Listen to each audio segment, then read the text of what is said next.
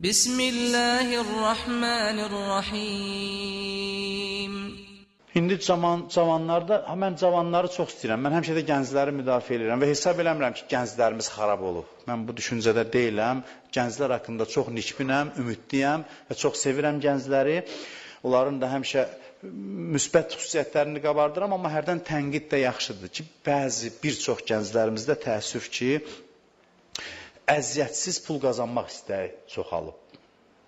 Özü bizim ölkədə bu xüsusilə çoxalıb. Bəziləri iş dalıca getmir, pul dalıca gedir. Adam iş dalıca gedər, nəticədə pul qazanar. Pul dalıca gedir, alınmayanda da narahat olur.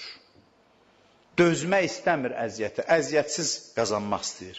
Hədisdə var, bir adam iş dalınca gedir, səhər çıxır, bir işi var, hansısa bir işin dalıca gedir, işi düzəlmir, əli boş qayıdır, Allah ona ayrıca mükafat verir. Bir, işin savabı çıxdı, getdi, hamı iş dalıca gedəndə savabı var. İkincisi, bunun iş axı alınmadı. Alınmamağına görə də ayrıca mükafat verir. Amma adam var, gedir, əli boş qayıdır, məyus, qanı qara oturub. Bilmir ki, Allah ona nə qədər əvəzində fəzilət yazıb, savab yazıb. Məyus oturub, qanı qara ki, işim də düzəlmədi filan. İşim bu yandan düzəlmədi, pərdə arxasında Allah bir çox şeyləri lütf elədi sənə, inayət elədi sənə. Peyğəmbər o əzəməti ilə Taif səfərinə gedir, heç nə eləyə bilmir. Taif şəhərində nəticə olmur işində. Danışmışam da o barədə eşitmişsiniz. Bəzi tarixlər yazır ki, bir adamı hidayət eləyir. Amma məyus olmur. Getdi, Allah üçün getdi, zahirən məğlub oldu, zahirən nəticəsiz gəldi. Amma Allah gördü, bu əziyyət çəkdi. Bunu əvəzsiz qoymadı. Əli boş qayıtdınsa məyus olmayasan. Həyat budur. Bütün insanlar mən sizə müjdə verirəm. Deyil, Carnegie kimi sizə aldatmıram. Mən sizə müjdə verirəm. Burada oturanların hər biriniz məğlubiyyəti təcrübə edəcəksiniz. Ya etmişsiniz, ya edəcəksiniz. Ağsaqqallar durub mənə sözümü təsdiq edirlər ki, həyat ancaq uğurlardan ibarət deyil. Həyatda mütləq məğlubiyyət olub ya olacaq. Qaçılmazdır bu. Hansısa məqamlarında məğlubiyyət olacaq. Allah özü belə tənzimləyib dünyanı, belə qurub dünyanı. Allah özü çətinliyə salır ki, çalxalasın, görsün sən kimsən. Özü bilir, sənə göstərsin, sən inkişaf eləyəsən. Çətinliyə salır ki, arxasında əvəz versin. Hər bir çətinliyin arxasında bir nə qədər hədiyyə gizlədib. O çətinliyi sadəcə aşırsan, dalıca o mükafatların qapısı açılır sənin üçün. Həyat budur. Həyatdırsa sıxıntısı olacaq. Mən bu barədə Ramazan ayında çox danışmışam. Deyir, inşallah ki, heç bir pis gün görməyəsən, inşallah 1000 il yaşayasan, dualarımız budur birinin ad günündə. İnşallah ki, heç bir problemin olmasın, bütün arzularına çatasan, alladırsan sən onu, yalan deyirsən, o heç bütün arzularına mümkün deyil çatsın. Mümkün deyil, dünyada bir dənə də adam tapılsın ki, bütün arzularına çatsın. Deyilən ki, inşallah problemlər qabağıva çıxacaq, inşallah o problemləri həll eləyəsən, o problemlər səni məyus eləməsin, inşallah olacaq da, inşallah, yəni Allah istəsə, Allah da istəyib, elan da eləyib bizə. Quranında da bizə deyib ki, ləqəd xələqnəl insanə fi kəbəd, biz insanı çətinlikdə yaratdıq. Biz insanı çətinlikdə də əziyyət vermək üçün yaratmadıq. Çətinliyin fəlsəfəsi var, o fəlsəfəni anla, o fəlsəfəni başa düş. Hər bir çətinliyin hikməti var. Amma çətinlikdən qaçmaq ki, bəzi gənclərimizdə var, çox pis xüsusiyyətdir. Çox pis xüsusiyyətdir. Çox mənfi xüsusiyyətdir. O saat taxsirkar axtarırıq, işim alınmadı, filan kəs elədi. Ola bilər 5 dənə də günahkar tapılsın, amma Allahın da əli var axı. O günahkarı lap danlaya da bilərik, cəzalandırmaq vəzifəmizdirsə cəzalandıra bilərik, yəni qanuni yolla. O öz yerində, amma Allahın da əli var ki, Allah istəyir ki, 10 işdən 5-i də hərdən düzəlməsin gərək. Bəzən də onu da düzəlmir. Onu da düzəlmir. Ondan sonra ona dözürsən, yavaş-yavaş məyus olmursan, yoluna davam edirsən, görürsən ki, düzəlir. Hər bir çətinliyin hikməti var.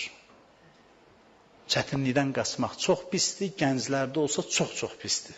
Lap pisdir. Hamı istəyir ki, bir günə hər şey əldə eləsin.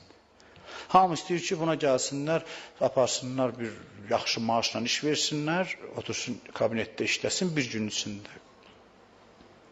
Belə yanaşma ilə yanaşmayaq həyata. Hədisdə var, İmam Baqir əleyhissalam buyurur ki, bir çörəyin hazırlanmasına baxın, demişəm bunu sizə. Nə qədər adam əziyyət çəkir ki, bir dənə çörəyi yeyək biz. Nə qədər, Allah özü belə eləyib. Ondan sonra fəlsəfəsini açıqlayır. İmam Baqir əleyhissalam deyir, bir yerə qonaq getsən, bir gün qalsan, desələr ona heç nə əl vurma, otursan, ye, iç. 2 gün, 3 gün, axır özün bezərsən, deyərsən ki, bir qoyun, mən də bir iş görüm də, darıxdım. İnsan, əmək insanın cövhəridir deyirlər. İnsan, zəhmət insanın zatındadır. Əziyyət həyatın bir hissəsidir. Belə bir nəfər, bir dəstə adam səfərə getmişdi.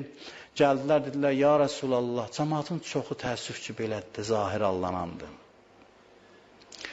Zahirə aldanmaq insanların evini yıxır, müsəlmanların evini yıxır, o dövrdə də, bu dövrdə də. Gəldilər, təriflədilər. Dedilər, biz bir dəstə adam səfərə getmişdik.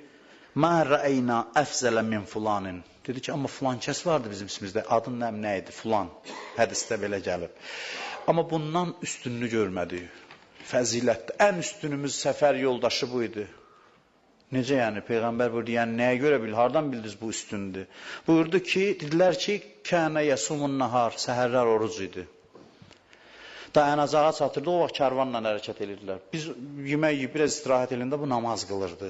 Namaz, oruc, dua, zikir, ən üstünümüz bu idi. Peyğəmbər buyurdu ki, bəs işlərini kim görürdü? Səfərdə adamın işi olar da, hərənin bir işi olar. İşlərini deyir də, bu belə fəzilətli, abid, biz bunun xidmətindəydik.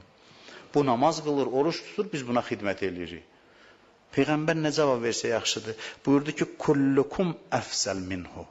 Hamınız ondan üstünsüz. Hamınız.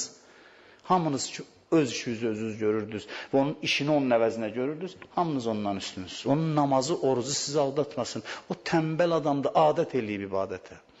Adət eləyib. Düzdür, sənə oruc çətin gəlir, amma onun təbinə uyğundur. Bilirsiniz, adamın var, təbinə namaz uyğundur, oruc uyğundur. Biraz insan mürəkkəb varlıqdır, səthi qiymət vermək olmur. Siz ondan üstünsüz, hamınız ondan üstünsüz.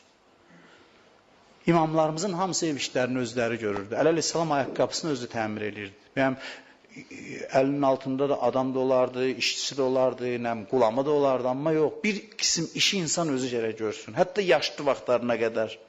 Bunun insanın canına da xeyri var, mənəviyyatına da xeyri var.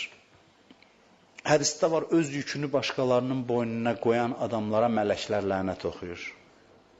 Tüfeyli gəzir, namaz qılır kişinin oğlu, cəmaat da bunun işini görür. Bu adama mələklər lənət oxuyur. Şəxsi işlər ibadət sayılır. Şəxsi işlər hamısı ibadət sayılır. Bəzən də şəxsi işlər çoxalır, adam narahat olur ki, mənim başım çox qarışır bu işlər. Narahat olma, bu Allahın bir lütfüdür sənin üçün. Allahın tərtib elədiyi bir proqramdır. Çətinliklərin bətnində inkişaf var. İnsan çətinliyin övladıdır.